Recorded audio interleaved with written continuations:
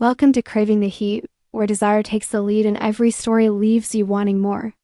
Don't forget to like, subscribe, and share your thoughts in the comments and keep up with our latest naughty stories. It started a place that should have felt safe.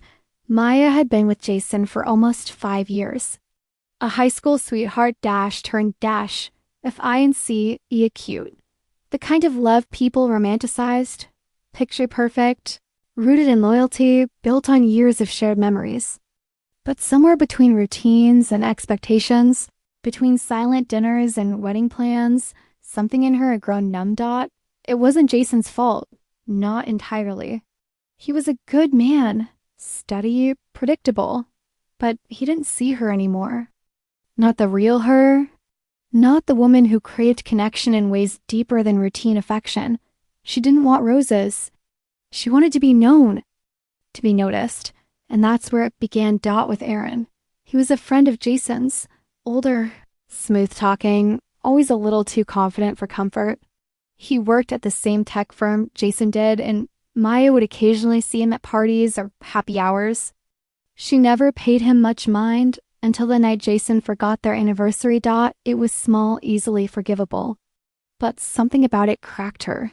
She had put on the dress, made dinner, waited, and waited, until her phone buzzed with a text.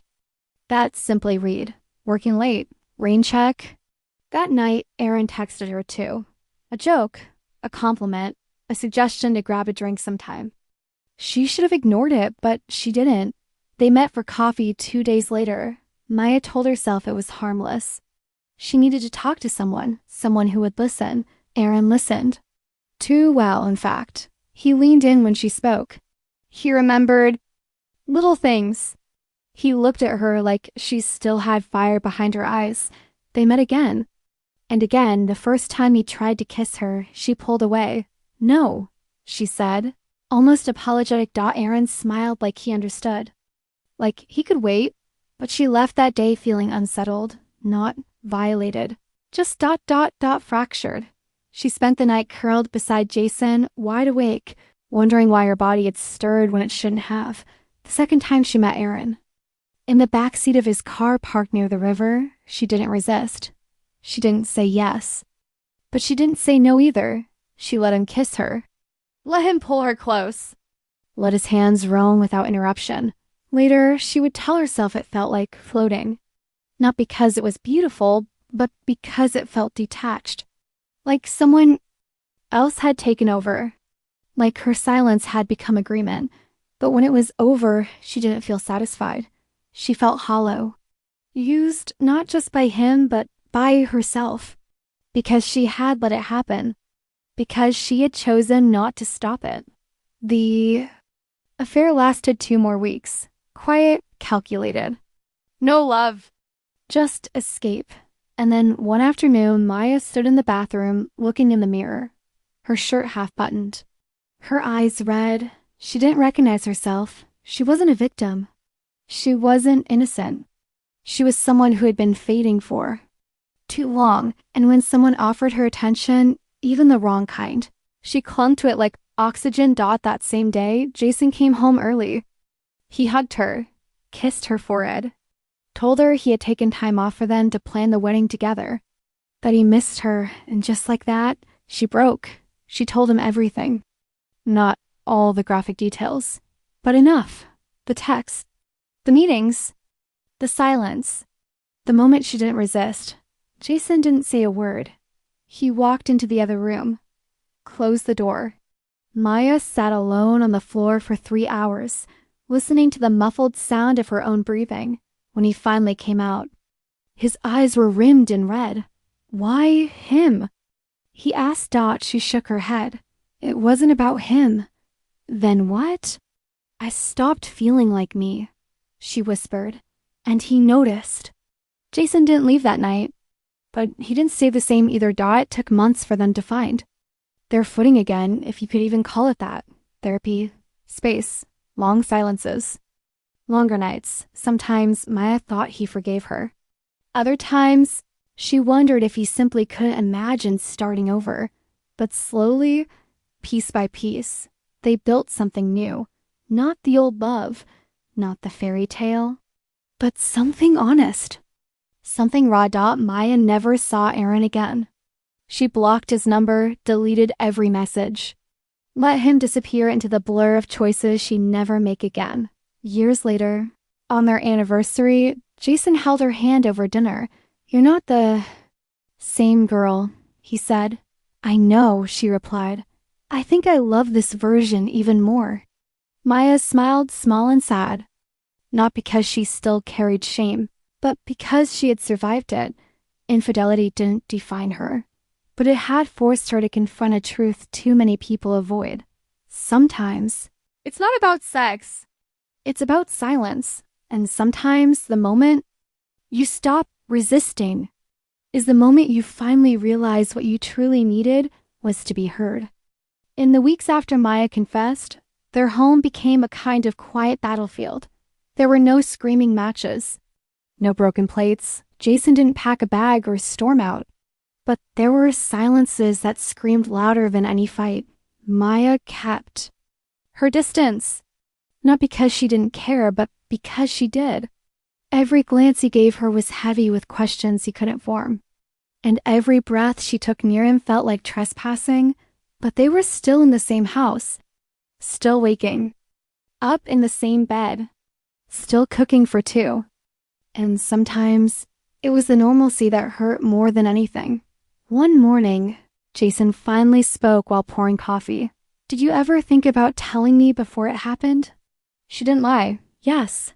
He nodded once, said nothing more. The weight of that answer followed her for the rest of the week. They started seeing a couples therapist, Dr. Chun, a calm woman with sharp eyes who never looked away from the ugly parts. In their first session, Jason admitted he didn't know how to be angry without falling apart. "I'm not even mad she cheated," he said. "I'm mad that I never saw her slipping." Maya looked down at her hands. "I was always slipping. I just didn't know how to ask for help. There were hard questions. Why didn't she stop it sooner? Why didn't he notice she was drifting? Why did she freeze instead of fight? Was it still cheating if she hadn't wanted it, but also hadn't said no?" And in every session, the hardest truth lingered. Love doesn't protect people from their silence. Some nights, Jason cried when he thought she was asleep. Maya would lie still, staring at the ceiling, hating herself for how deeply she had hurt. The one person who had always chosen her, other nights, he reached for her in the dark. Not sexually, just to make sure she was still there. There were setbacks, passive-aggressive comments, slammed doors, disappearing acts, but also moments of light, a shared laugh in the car, a night watching old movies in bed, an accidental touch that lingered. Wasn't linear, but it was real. 6 months after the confession, Maya found a letter in Jason's drawer. Not hidden, but placed carefully. Folded, sealed, addressed to her. She opened it. "Maya, I'm still hurt, but I'm still here. That means something. You broke my heart, not because you slept with someone else, but because you didn't think I could handle your loneliness. I could have. I would have. I still will. If you let me." She cried harder reading that letter than she had the day she told the truth. Eventually, Maya left her job and started working with a nonprofit that helped women with boundary recovery and self-advocacy. It felt right. Healing others helped her begin to forgive herself. Jason started writing music again, something he hadn't done since college, quietly at first, then with more confidence. His pain had found rhythm. They still had hard days, triggers, doubts, awkward silences, but they also had a second anniversary. This time, he didn't forget. He brought her to the river, the same place she had once met Aaron in secret. Only now, they stood together, fingers entwined, truth between them, nothing hidden. "You're not her anymore," Jason said softly. "I'm not," Maya replied. "And I'll never be again." Years later, Maya would sit on their porch watching Jason teach their daughter to play the piano inside. The soft notes floated through the open window. She would sip tea. The air would smell like lavender. She'd think about how close she came to losing everything and how pain, when faced, can sometimes break open new doors instead of just closing old ones. And when Jason walked out with 2 mugs, handed her one and kissed her forehead without saying a word, she'd lean into him and smile. Because love after betrayal isn't about forgetting what happened. It's about surviving it together. 2 years had passed, and though the sharpness of the betrayal had dulled, the memory remained, etched into the rhythm of their daily lives. It wasn't something they erased. It was something they learned to carry, like a scar over a healed wound, no longer painful, but a reminder of where they'd been. Maya had found peace in the quiet things. The way Jason held her hand absent-mindedly during movies. The little notes he left in her bag before long workdays. The way he said, "I'm proud of you," whenever she shared something from her new nonprofit work. Sometimes she would wake in the middle of the night and simply watch him sleep. Not in fear, not in guilt, but with awe that he had stayed. That they had chosen each other not blindly, but deliberately. One rainy afternoon, she came home soaked, her shoes dripping and hair clinging to her face. Jason met her at the door. Towel in hand, expression soft. He didn't say anything. Just dried her gently, like she was something fragile. She looked up at him, eyes glassy. "I don't know how to thank you," she said. "You already did," he whispered. "You came back." And it was true. She had, not just to him, but to herself. They'd gone through therapy. They'd unpacked.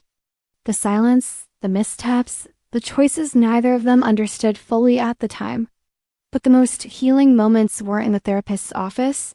They were in the small moments. Brushing teeth side by side. Sharing a laugh over something stupid. Grocery shopping without tension. Trust was rebuilt not in grand declarations, but in the mundane. One evening, Jason handed her a small, wrapped box. No occasion. No explanation. Inside was a necklace. A simple gold bar engraved with a date. The day she told him the truth. She looked at him, unsure what to say. It was the day we started over. He said. Maya clutched it to her chest. Not because it was beautiful, though it was, but because it was honest. A symbol not of what was lost, but what had been painfully, patiently reclaimed. They made love that night with the lights on, something they hadn't done in a while. Eyes open, movements slow. She whispered his name like it was a promise, and he held her like he believed it. There were still moments she faltered, moments she questioned herself, but the shame no longer owned her. She didn't live under the weight of it, she lived beyond it. She never saw Aaron again after that brief encounter.